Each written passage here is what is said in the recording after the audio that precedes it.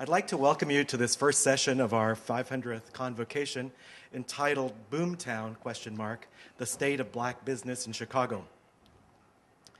It gives me a great deal of pleasure to introduce our invited speaker, Mr. John Rodgers, the Chairman and Chief Executive Officer of Ariel Capital Management, a trustee of the University of Chicago, and the Chairman of the University of Chicago's Lab School's Board of Trustees.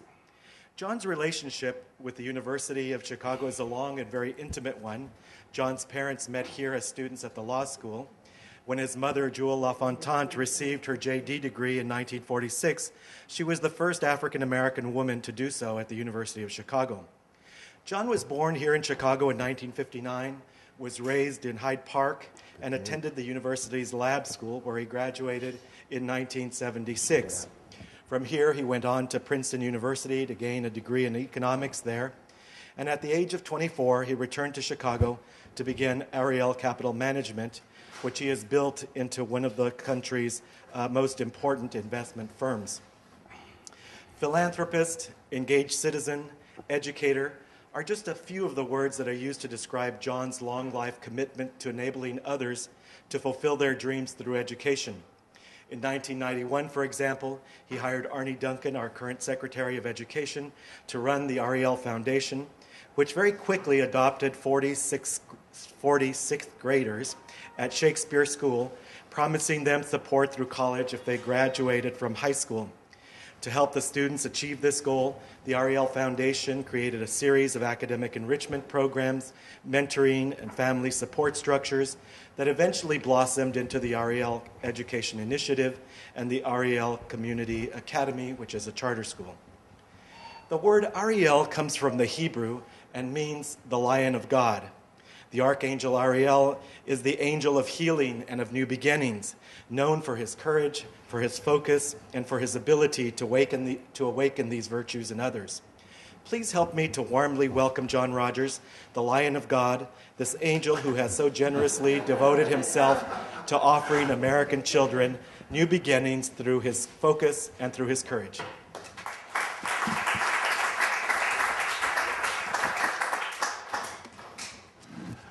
Wow. Thank you for that very, very special introduction. I really appreciate it. I learned something new. So, Jason, we've got to figure out how to use that again, because it's really, really terrific. Well, I thought I would start with, it was nice that you were mentioning my mom and my dad. They did meet here at the University of Chicago, I guess over 60 years ago. And the university has been an important part of my life, and having a chance to grow up here in Hyde Park and go to the lab school. On this topic that we're going to talk about today, diversity, I talk a lot about this everywhere I go, about how special and unique this community is, where if you go to the lab school and you grow up here, you start to learn how to respect people based upon their character, their ideas, their work habits, their vision, their creativity, they argue the way people can argue ideas and fight to the death to prove a point of view, and your color really doesn't seem to have anything that's relevant in any of the ways that people look at you or judge you. Neither are your religion or your sex. And I was talking about it just on a panel just the other day down at Walmart in Arkansas, and talking about the fact that when most of us lab schoolers went off to college, we'd come back for that first, I see Ben here smiling and looking at and shaking his head and nodding his head. People would come back from college, that first Thanksgiving break or Christmas break, and sort of say, why is my university not like the lab school? Why are all the black kids sitting one place and the white kids another and the Hispanic kids another? And where people are looking at me based on my color or my religion, and not about my ideas and my vision and my character. And so I really do think this is this unique oasis that we have here at the university. And I tell people it's not a coincidence that we have 4 African-American senators since Reconstruction in the United States Senate, and 2 of the 4, of course, were affiliated with the university and lived in Hyde Park. Carol Moseley Braun and, of course, our president, Barack Obama. And I start with that optimistic note because as I think through the rest of my talk, it's going to be about how the rest of Chicago and the rest of America hasn't been able to have this kind of success that I had dreamed of when I first got home from college in 1980.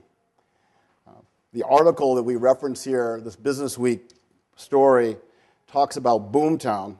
Black entrepreneurs are thriving in Chicago. And the data that's there talks about how large percentages of growth in African American businesses in Chicago, 40, 50% during different periods of time. And they credit a lot of the political leadership, Harold Washington, Barack Obama, Emil Jones, Reverend Jackson, for saying that things are really getting a lot better. But when I look at the reality, when it gets beyond sort of these smaller mom and pop businesses that are really the center of what's being talked about in this article, I don't have that same kind of optimistic data to share. And in fact, the data that I have to share with you today is going to show you that we've actually gone backwards, and how little the progress is in terms of minority business and African American business in particular, how little the success is here in Chicago. And I'll talk to you a little bit about some of the reasons why I think that's happened, and talk to you some about some of the solutions that we can hopefully come up with to try to create a better day going forward. I think when I bring to you this discussion around entrepreneurship and the challenges of African American entrepreneurs, I think I come by it kind of naturally. You know, when my mom and my dad got out of law school, they both started their own independent law firms and had dreams of building major law firms that would be able to last from one generation to another. And it wasn't a coincidence they both became law school entrepreneurs, because back in the late 40s, of course, you couldn't go downtown and work in a big law firm like Mayer Brown and Platt or Sidley and Austin. And you couldn't even lease office space downtown if you wanted to. Most of the African American firms were out in the neighborhoods, different places, doing divorce work, bankruptcy work, small business work, not having the chance to do the large business that you could really grow and build and build great wealth in. And so I watched them struggle to build their businesses and the ups and downs and the 7 days a week as I was growing up. And I think it probably helped convince me not to go to law school. The other thing that I noticed from learned from my mom and my dad was that they both had been involved in lots of other small businesses too. My mom's father had tried to practice law and build his own law practice that also wasn't sustained from one generation to another. My grandfather's father had owned the Tulsa Hotel down in Tulsa, Oklahoma. And that many of you know the story of the Tulsa race riots. Our hotel, the Stratford Hotel, was one of the hotels that was burned down during the great Tulsa riots. And I often tell people, I think I'd really be rich now if we still had that land in downtown Tulsa. It would be a wonderful thing for our family. But it was destroyed in that race riot that was so extraordinarily important from a historical standpoint. My father came from a family where he didn't have the same kind of father like my mom did, who was a lawyer, but my dad's father was a barber and was an entrepreneur also. And so throughout my family, I had to seem like I was always surrounded by entrepreneurs everywhere I went. And so when I got home from college, I had this vision and this hope that we would be able to build a lot of success. And that after the civil rights movement had been so progressive, so many things were happening in the late 60s, early 70s. When I got home from college in 1980, I had this great dream that we would be able to see business in Chicago grow for African Americans. Harold Washington had just gotten elected, as we know, in 1983. And if you go to the next page, we had several outstanding businesses, and I wanted to focus on the two most outstanding businesses. You could look throughout the South Side first, and you would see, of course, great businesses like Independence Bank, and you could see First Federal Savings and Loan and the Chicago Defender, and there was just a wealth of great entrepreneurship. But the two that I felt were the ones that were the most influential were the two Johnsons, who built extraordinary businesses. John Johnson on the left built Johnson Publishing, and Ebony and Jet Magazine that I know that everyone's familiar with. But I always like to show that building, because even today, in 2008, 2009, as far as I know, it's the only African-American-owned business building in downtown Chicago. And, remembering that this is a city that is majority minority, it's sort of shocking that you could only have one downtown headquarters building. And, John Johnson started that business in the 1940s, started with $500 from a loan from his mother, and it was an amazing, amazing success story. But also was important that he employed thousands and thousands of people.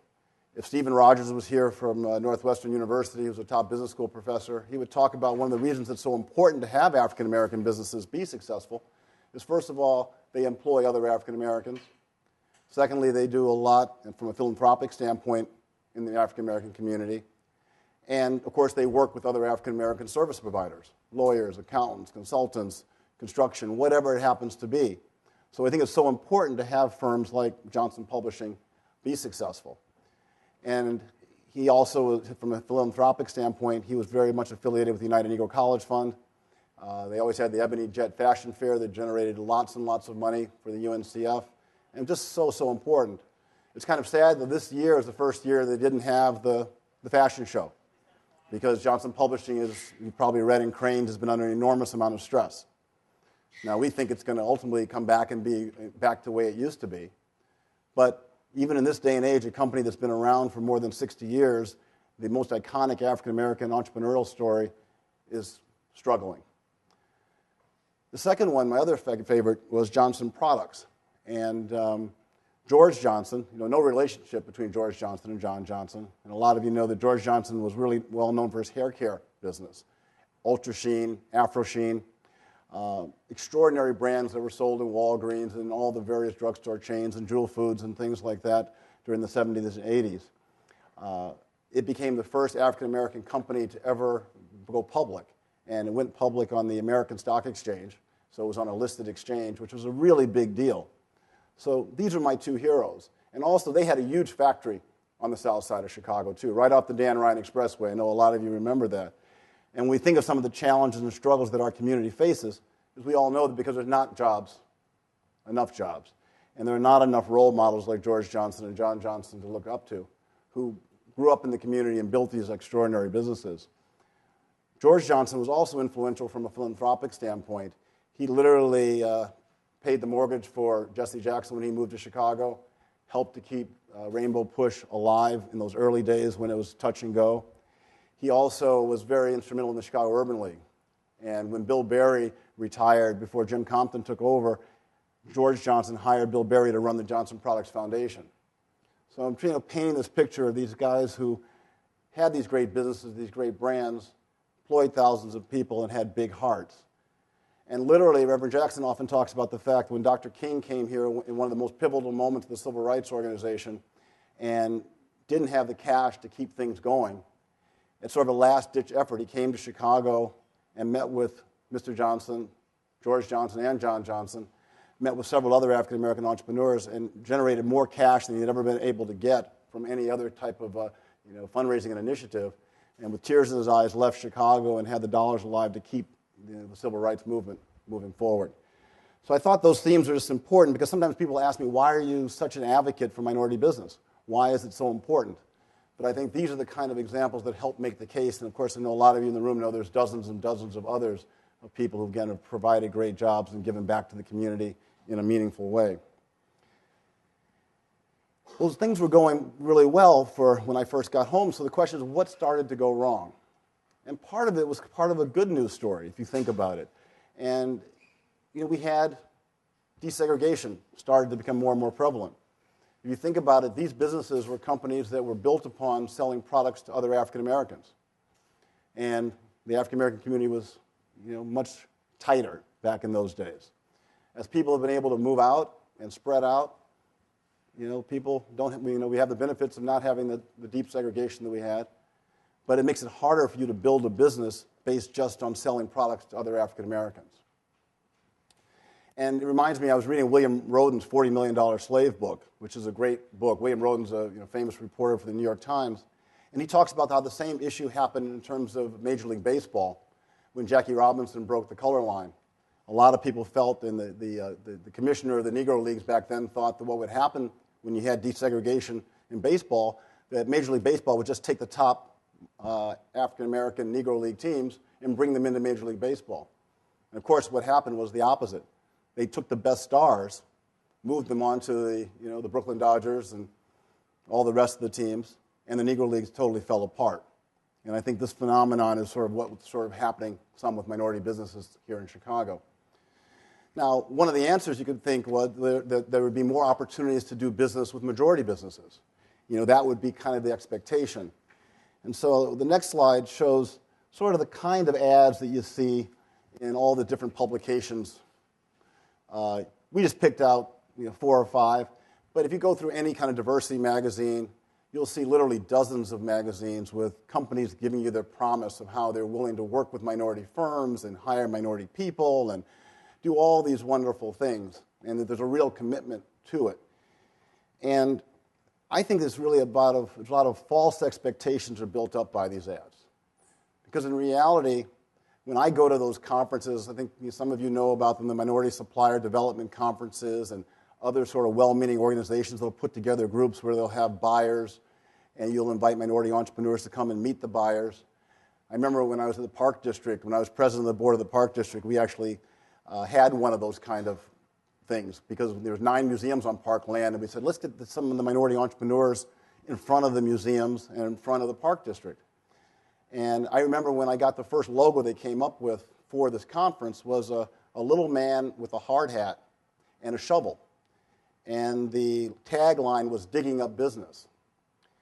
And even today, that's how most of these procurement officers think about minority entrepreneurs. They think about us in terms of construction and janitorial services. And if you think of the historical things that go along with that, you're sort of cleaning up things, you're building things with it's not the kind of logo that you would have at the University of Chicago for your graduates, or our graduates. And I've gone to these procurement panels, and you go and you sit down with these people in these booths. They're always in a little booth, and you tell them, I want to talk to you about investment management services. Or my friends might go to talk to them about legal services or accounting services or consulting services, all the kind of services that your business school grads, or our business school grads, hope to accomplish when they graduate. They look at you like you're from Mars. They have no ability to help you get through the organization in terms of professional services, which, as we all know, again, is where the most growth in our economy is in professional services. It's where the wealth's created. It's where there's real, true, sustainable profit margins, where you can really build something that's not based just on commodities and low margins. And I think it's a real major problem. And if you think about it, the reason it stays that way is the people in the C-suites, the CEOs and the CFOs, often want to keep it the way it's been because they have their relationships. They have their favorite investment banker or their favorite law firm, and they've had for 40 or 50 or 60 years sometimes, and they don't want to break up those relationships and those opportunities, which is human nature. I think people, if you've been used to working with someone for a long time, you get comfortable, and what's the idea or the reason to shift?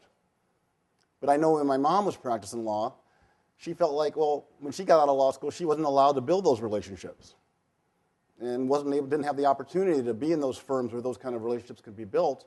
And so later on, when she went to try to build them, those doors were already closed. And I think that happens to a lot of us in entrepreneurship in these kind of roles. I remember talking to Hank Weber once here at the university and saying, Hank, I don't think too many of the new buildings that are being built on campus are being named after the janitorial services or construction people. As far as I know, it's like the Gleacher Center is investment banking, the Booth School is a great investment manager. That's where the wealth's being created in this day and age. So, and last example, when I was on the Bank One board, I remember just realizing that the bank had a CRA initiative. So I was always trying to push Jamie Dimon, we got to do more in this area. And Jamie would always say all the right things. He'd come to the conferences and speak. So I just remember one day after one of the board meetings, I called up the head of the person who was doing all the advertising for the Bank One credit card division. He was in Delaware somewhere. I said, have you thought about advertising at Ebony or Jet? I just came from a meeting where Jamie says how important it is to do business with minority people. He said, I never thought about it. It wasn't even on his radar screen. So even though the CEO is saying how important it is, the decision maker 4 or 5 levels down, it wasn't on their agenda at all. So I think that is one of the big problems that we have for minority businesses. So we move to the next page. I sort of have what I think just sort of gives you the facts to sort of help make sure that people just think I'm just not saying this because I'm a believer in minority entrepreneurship and I'm going to try and skew the story my way. Cranes every year, or throughout the year, has a list they put into their magazines, the Cranes Chicago Business. And at the end of the year, they compile them in their 2009 book of lists. And they typically will list the top 25 firms in different categories. So I just thought this, it's kind of a fair way of looking at the data. So the top 25, privately held companies in Chicago, there are no African American. Top 25 law firms, banks, thrifts, accounting firms, contractors, home builders, property management firms, hotels were 0 for 25 in each and every profession. Now, if you think about it, again, my mom got out of the law school here in 1946. You would think by now we would have one law firm, maybe one accounting firm. Just, as I keep always saying, our Jackie Robinson moment someplace. But this is the data from where we are. And again, these are so many of the fields where you would think real wealth could be created. And again, you had Independence Bank running 30 years ago, and Seaway National Bank running 30 years ago. And the fact that we haven't been able to create something to really be large and sustainable, I think is a major problem. Now, I remember I was talking to Lerone Bennett about this. And so Lerone said, well, maybe what's happening is all the outstanding talent doesn't want to be entrepreneurial anymore. This generation's George Johnson and John Johnson are probably thriving at big, giant corporations. And I wish that was the case. And so I just thought I would just give you just a couple of data that you would know about, and some of that's on the next page. And these are just sample pictures that I get from looking at annual reports. My job is to read annual reports all the time. And most of the time, they look like this. And it's very rare that you ever see anyone that has more than one African-American face in it. And the one on the top left-hand is last year's annual report from J.P. Morgan Chase. Not to keep picking on Jamie, former UFC trustee, so I'm not trying to. But again, it's such an extraordinary, successful bank, and they had 16 top officers that they had in the picture. There are 2 women and no people of color. Now, 30 years ago, at minimum, the bank would have felt they needed to have one token person just for picture's sake. Or they wouldn't have taken the picture. Nowadays, people don't feel any compunction about, doing this. And when you look at what we call the Fortunate 100, the top paid CEOs in the Cranes list, there's only 2 that are African American. When you look at the next level of executives and the people who are outside the Fortunate 100, you don't get any better numbers than the people who are in the CFO or lower level spots. Even in the nonprofit world, we're not making progress in the executive ranks. According to Cranes, and Jason did some of this work, and, we might be off 1 or 2. Sometimes you never know quite. Someone's new's been hired. But the highest paid nonprofit employees, there were 0 in the top 15 in Chicago. And the highest paid non-CEO nonprofit executives, we had 1 out of 25. And you look at that list, typically MacArthur Foundation has all the top highly paid people. And again, these well-meaning foundations, they have this commitment to diversity and commitment to helping us. When it comes to hiring us, they don't think about us. And it's so extraordinarily troubling because they're so holier than thou about what they're trying to do. And not only ever dream of trying to do business in one of those types of institutions. I think the one exception would be the Chicago Community Trust here in town. I think Terry Mazzani does a great job of trying to do the right thing. So I always want to make sure I don't put everybody in the same spot. But it's just something that I think it's getting worse. And I think that's the thing that's most troubling. Because again, when I was coming along, in both sides, you just saw well-meaning CEOs and corporations more committed to this. Now it's a lot of lip service, but very, very little progress. So the answer, I think, is that, I hate to say this, but I think I've probably been on 100 boards in my life. And I used to think that there was hope that, the well-meaning progressive CEOs would move the needle and make a difference. And I've become frustrated that that's not happening, because never in any of my situations, in all my boards, nonprofits, universities, corporate boards, all the companies I invest in, when I talk to the CEOs, never one of them will tell me voluntarily of some great success they have in hiring a minority-owned professional service firm or their vision around that issue. I've never been in a boardroom where someone, when we're about to do a transaction to buy another company or sell a company, I've never had one majority person raise their hand and say, why are all the investment bankers that come in, the law firms that are coming in, the accounting firms, the consulting firms that make this transaction happen, that there's all white males coming in to make the presentation. Everyone just seems to accept it. The same way if I'm on an investment committee and all the hedge fund guys come in and the private equity guys come in and the venture capitalists come in and all the professional fee places, no one asks the questions. So I've come to the conclusion that we as African American leaders have to ask the questions and have to learn to be comfortable pushing the agenda if we want to be able to open up doors for our kids and our children's kids to be able to have an opportunity to really thrive in these highly profitable professional services parts of our economy.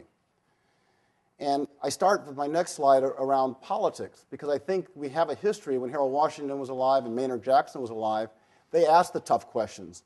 And all of a sudden in Chicago, you had minority partners at law firms and you had partners in municipal finance firms for the first time. And in Atlanta, you saw the same thing. People felt the pressure to look more like the cities that they were going to be servicing. So the next page, I just had a couple of examples.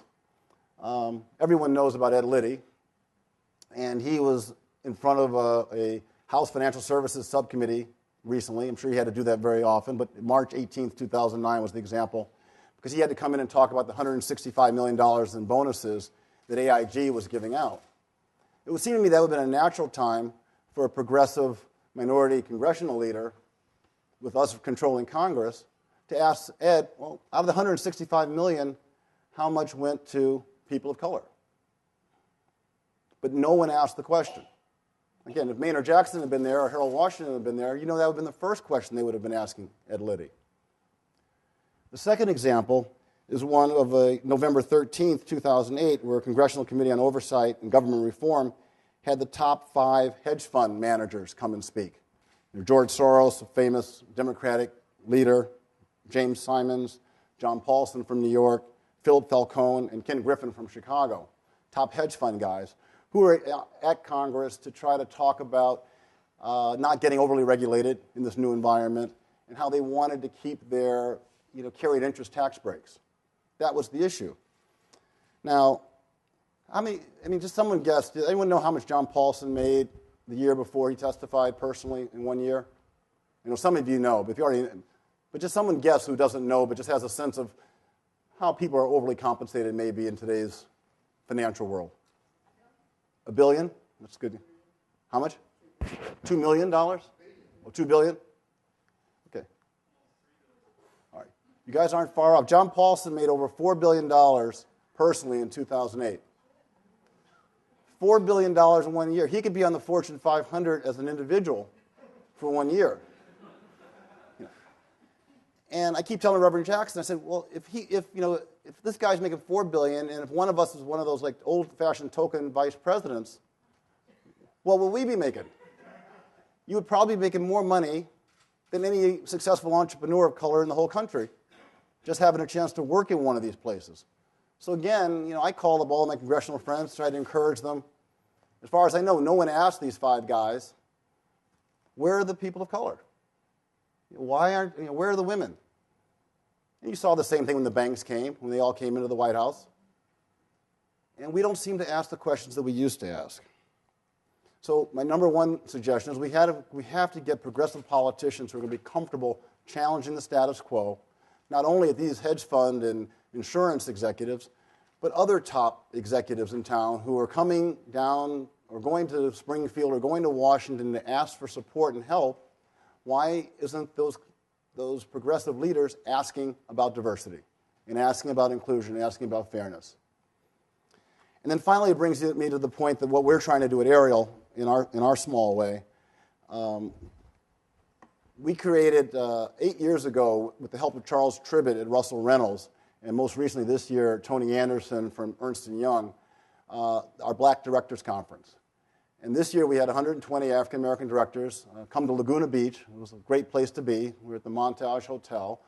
And the idea of the conference has always been sort of threefold. One, we want to bring African-Americans on corporate boards together and build relationships and build friendships. Secondly, we want to learn from each other how to be leaders in the boardroom, how to be effective in the boardroom, how to make a difference. And thirdly, how to get the civil rights agenda onto the boardroom table and get get things changed inside these major corporations that we're on the boards of. And my dream and my vision is that if we can get corporate board members to ask these tough questions, these are the same people that are often on nonprofit boards and university boards and museum boards and hospital boards. They're the same people financing our political campaigns. And if we can get those folks to start to get comfortable asking these questions and pushing this agenda, we think we can really maybe hopefully change America in sort of the spirit of, Barack and change we can believe in, that we really can make a difference. And to help with that, we came up with our call to action. We sort of had 3 themes that we wanted to get everyone to agree to. And it just comes down to measurement. We all agreed that when we go back to our corporate boards, we would measure the people's success, not only at the companies that we are actually on the board of, but also ask the management teams to challenge the suppliers about their diversity. The second thing is around purchasing. We want to measure the spending with minority firms and to do it by category so that one big construction contract or distribution contract can't cloud the story. That you really want to be able to sort of say, well, how much did the corporation spend in legal fees, advertising, consulting, investments, whatever, and do it and measure it by category. And then finally, to measure the philanthropy. How are the dollars being spent? Is it just the CEO sending it to his favorite hospital or favorite cultural institution, or are the dollars being split up in meaningful ways? So those are the things we've agreed to, and we really think that we can make a difference. This year we had Spike Lee was our conscience of the conference. Every year we have one person we hope can inspire us to do the right things. Last year we had Harry Belafonte. We've had Vernon Jordan. We've had just these great people who've come in. We had Lerone Bennett one year. People who've come in and to try to remind us of the sacrifices that a lot of them went through during the Civil Rights Movement, and to try to inspire this generation of leaders to say that we have that similar kind of responsibility. And I thought I would try to close on a positive note because, again, there are some positive stories happening.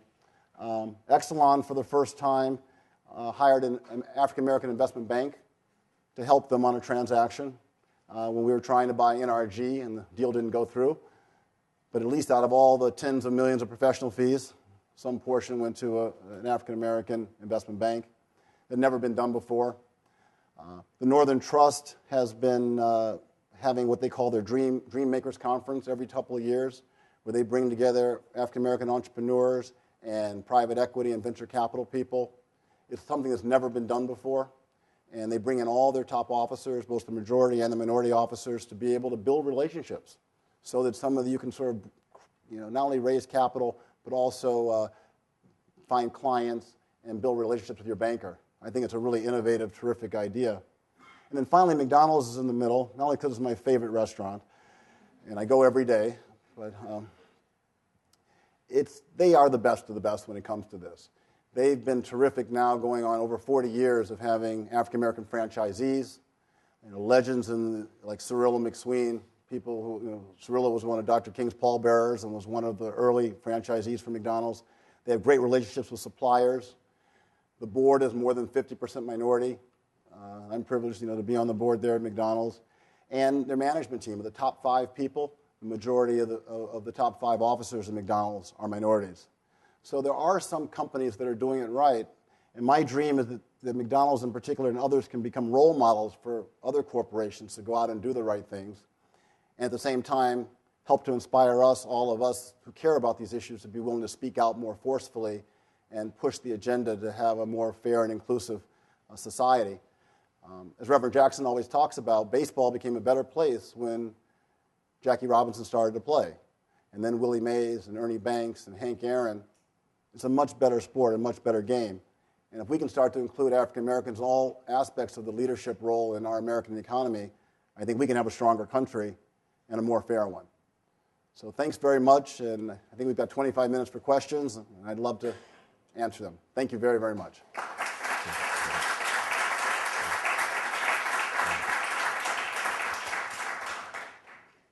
Ben. So in my family, we've always been taught to treat everyone as equal. Yeah. Look at everyone the same, just treat them as people. And I guess I respect the need for unity among minority groups, but I'm just curious, how do you think someone who's seen everyone as equal should look at a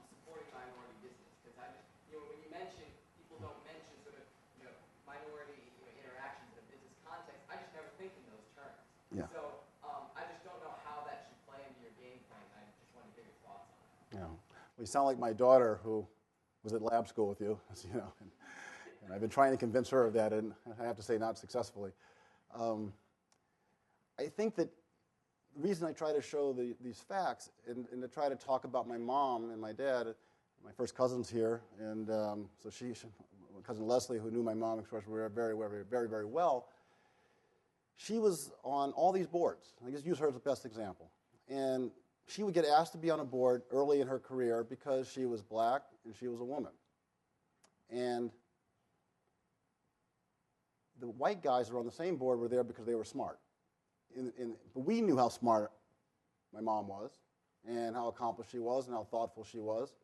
But when she would call the same people who begged her to be the token woman on the board to say, "Can I practice law for you?" It was like, that's not what we have you here for. And they would never come through for her in any kind of meaningful way. So to answer your question, I think it is to say that there's an uneven playing field. And the opportunities for people of color, when people are viewed through the prism that my mom was, to be successful and truly contribute and truly be involved and truly engaged in our economy, they're not given that opportunity. So even though here in our world, the lab school and the university, as I started with my talk, because I love this place so much, as my new role as chairman of the lab school board, I've been going out and seeing principals and former teachers and parents, and it's wonderful to sit and talk with these former teachers who I've told them, you never felt people were looking at you in any different kind of a way. But when you get out into the real world, you realize how many people have typecast you in a certain position and will never come and ask you a thoughtful question because they don't think you can answer it in a thoughtful way. And when you've been around here at the university long enough, you know the difference. When someone asks you a question and really wants to know how you think versus people who aren't going to ask you a tough question because they don't think you can add anything to the conversation. So your question, it's great to have this idea that to look at everything as fair and everybody's being treated equally, but unfortunately, I don't think that's the case today in most places.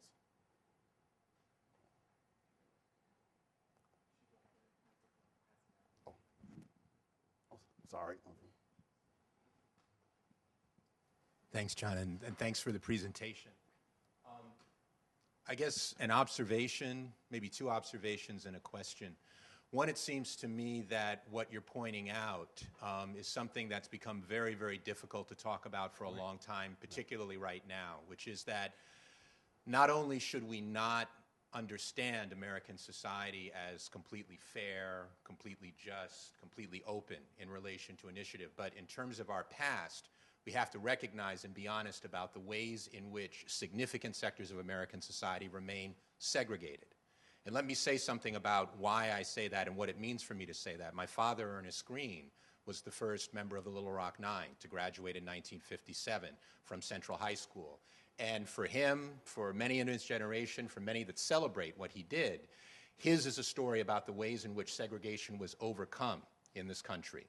Yet, if you go to Central High School today in Little Rock in 2009, you see a school that in many ways is very different from the laboratory school. You see opportunities that are very different depending on what your class position is, what your race position is. I think we just simply have to become more honest in terms of talking about that. So first point, and I think a very straightforward point, a difficult point, I think, in relation to the society. I think there's an irony, though, which is that for many people, when one can see a visible evidence of advance on the part of minority communities, particularly African Americans, it becomes something that says, well, things are getting better. So that I was looking, for instance, at the testimony that was being given by at the congressional panel, this one on the right, and the date, November 13th, 2008.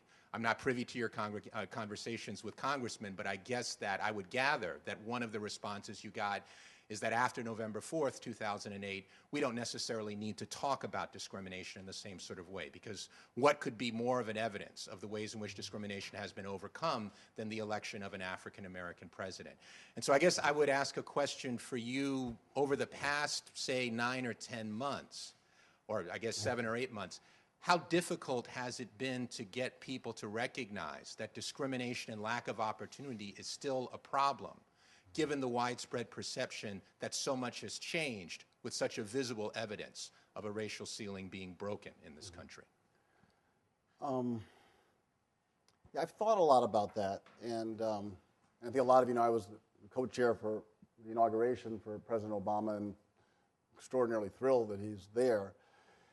And I had a meeting with Bill Gray the other day, the former congressman who's on the board of Dell and J.P. Morgan Chase and I think Pfizer, Schering-Plough, one of those huge companies. And he said it's been really the last 7 or 8 years that he finds that it's become more difficult to move the needle on these issues, that there's been less interest. So I think it's been, as I thought through, I think I started to agree with that. It seemed like this has been sliding in the wrong direction for a long time. And I can't say that it's changed anything meaningfully since the president was elected. But I do think that maybe some people might be less comfortable bringing it up, because they sort of have this expectation that people don't want to hear it anymore. And that's one of the reasons I've been trying to be provocative with the discussion, because I do think there are some people who don't want to bring it up because they're less comfortable because they just think it won't be well received.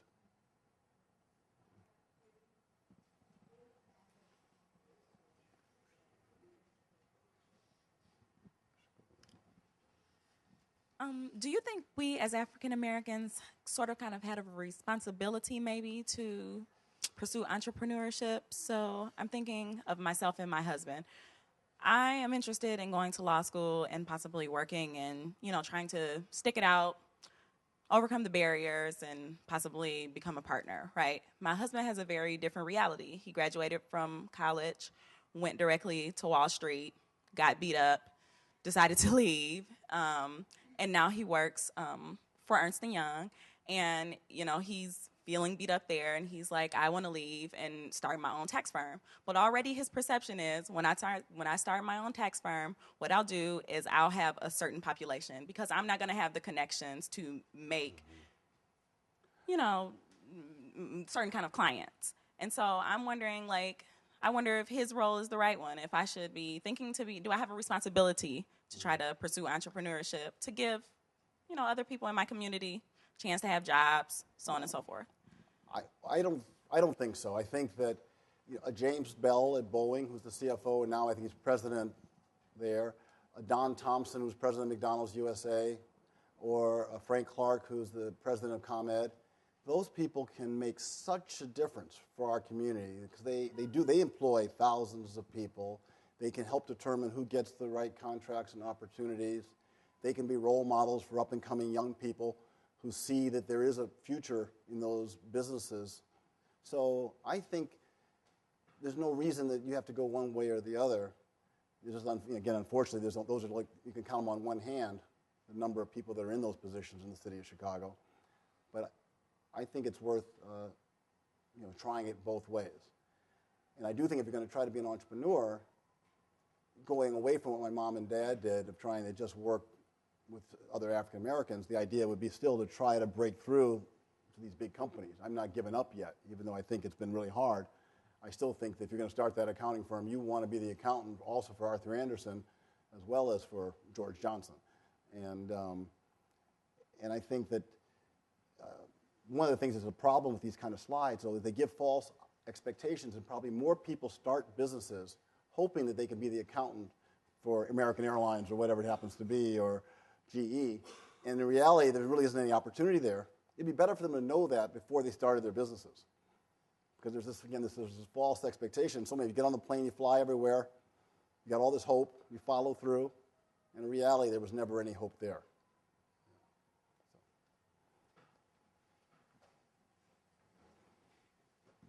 John, I thought that if you would put up a visual and an outline of politicians, you would find that at least here in the state of Illinois, probably California, New York, you'd see that African Americans, Latinos have entered into politics at all levels, are now much more represented than they were in the 60s.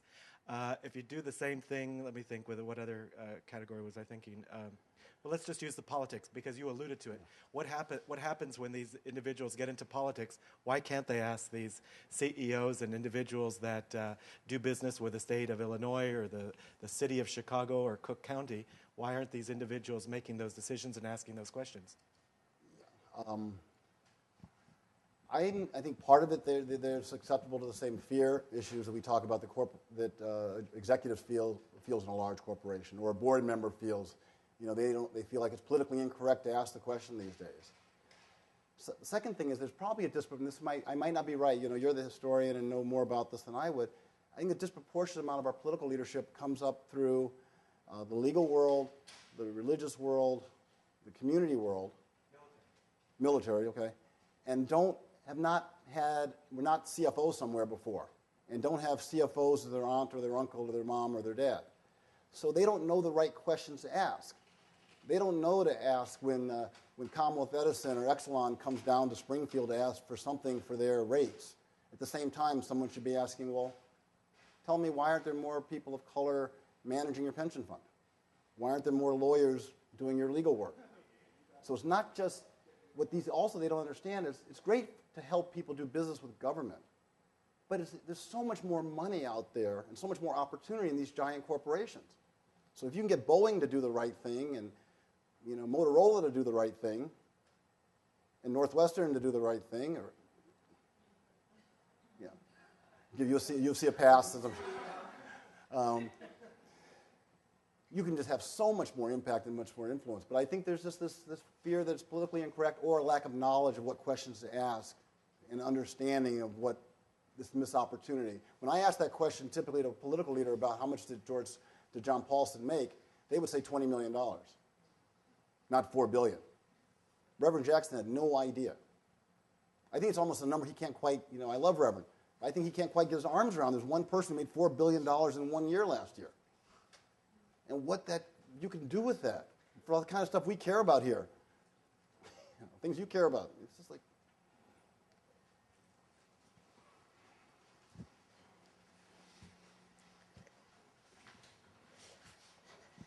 and one last thing I want to tell you about with these, I shouldn't be so negative, but so many of these hedge fund guys who will tell you, well, we help the Robin Hood Foundation in New York.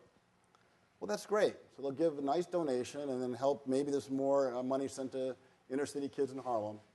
But then I want to ask that same hedge fund, have you ever hired anyone of color to work for you in any meaningful position?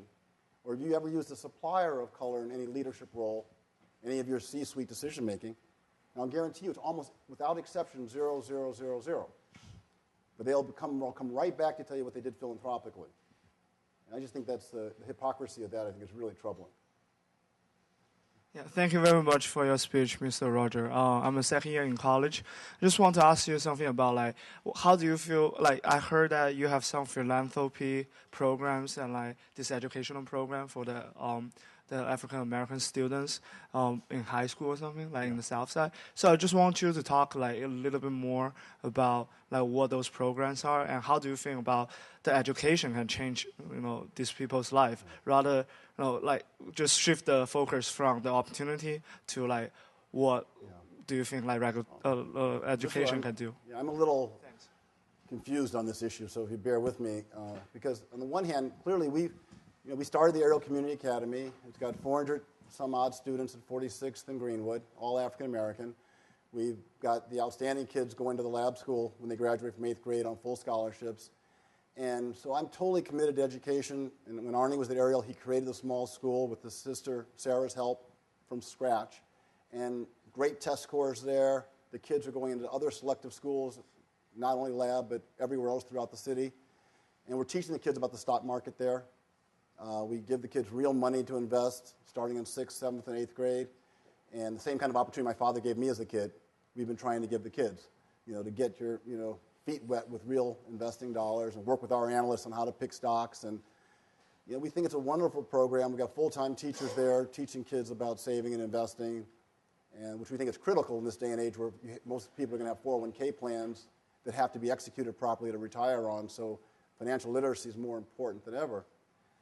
So I'm glad to get the question of what we're doing there. I think it's great, but I also get so disheartened where I think so many of these kids are going to come out with expectations so high and be like my mom was or be like so many of my friends, great schools, great test scores, great grades, and they never quite make partner. And the reality is, when I was on the Bank One board, I asked the auditor one day, I said, well, tell me about the diversity of the audit team on the Bank One account. They couldn't answer. But of course, it came back there was no people of color in any of the partnership or manager ranks on the account. 0. And at the time, there were 1,600 partners. There was one African-American female partner out of 1,600 partners. Now, as far as I know in the city of Chicago today, when you look at venture capital, private equity, investment banking, hedge funds, I only know of one African-American partner out of all those professions in the city of Chicago. And maybe there's 2 or there's 3, but there's not much more than that. So my answer to your question is, sometimes when I'm on my sad days, I think if we do all this work and get kids all this great opportunity in education like we had, is it all for naught when you're going to go in with these high expectations and never get to be partner at the audit firm, never get to be partner at the hedge fund or the private equity firm or the venture capital firm? Because that's the reality. We're not there. We could say the world is fair, but the reality is, when it comes to minority-owned firms or partnerships and majority firms, we're almost nowhere. Law firms, I think, maybe are at 2%, which is like heroic relative to financial services. And so I sometimes I get disappointed, that we haven't made the progress that we should have made, and the opportunities really aren't there. I think we've got a couple. I'm sorry. Maybe we got a couple quick ones. And one of the things that concerns me is that a relatively small percentage of the high school graduates are becoming familiar with the entrepreneurial system, understanding capitalism. Very few are going on and getting college degrees, and the college degree is the entry card into these higher level positions. And we can't just let all of our minority kids want to be the next Michael Jordans or the next rock star. And all too few are going into classes and getting exposed to situations that are business-oriented. And I think that's another handicap that they face that a lot of attention needs to be addressed to. I love that question, and I'll try to be, again, provocative. I learned that here at the lab school is to be provocative. In some ways, I think people are doing what the economic theory would expect them to do.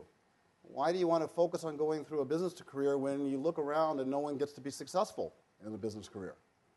So at our Black Directors Conference this year, we had Les Moonves, the CEO of CBS, and we had Hill Harper and Lawrence Fishburne from CBS.